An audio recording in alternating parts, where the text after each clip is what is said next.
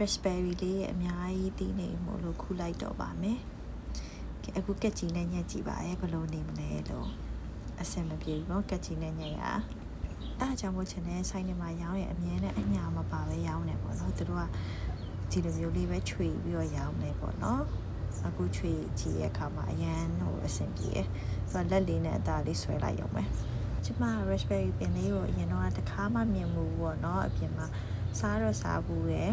ဒီပင်လေးကတော့ဒါကျမပထမဆုံးဝင်လာပြီးစိုက်တဲ့ပင်လေးပေါ့เนาะသူတို့က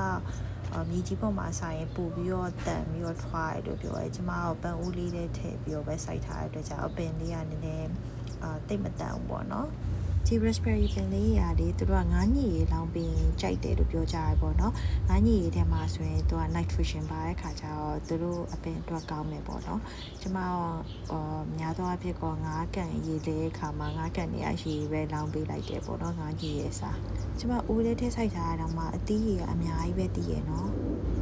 ကျမတိတ်မမဲ့တည်ရဲ့အသီးလေးကိုခြံခဲ့ပါတယ်အဲ့လိုနီညိုရောင်လေးတန်းနေတဲ့ခါကျအောင်မှသူကပို့ပြီးတော့ချိုးရပေါ့နော်နှုတ်ဖို့ဆိုရင်နည်းနည်းချင်တယ်အားကြောင့်မို့ဒီအသီးလေးရောက်နောက်မှခူပါမယ်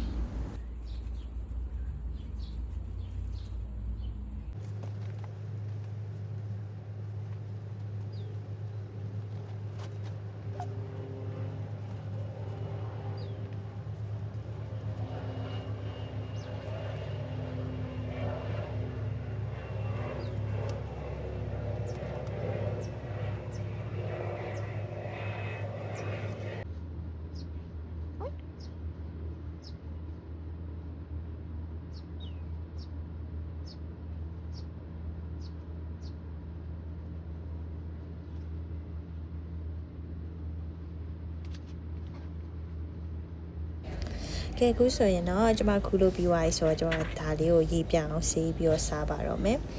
သူ့ရတာလေးကဒီချိုးချိုးချင်းချင်းလေးနဲ့ကျမ berry တီးထဲမှာဆိုရင်ဒီ raspberry ကိုအကြိုက်ဆုံးပဲဘာလို့လဲတော့မသိဘူးကျမရဲ့အချောဆုံး food blogger mochi လေးကလည်းစားပြနေပါတယ်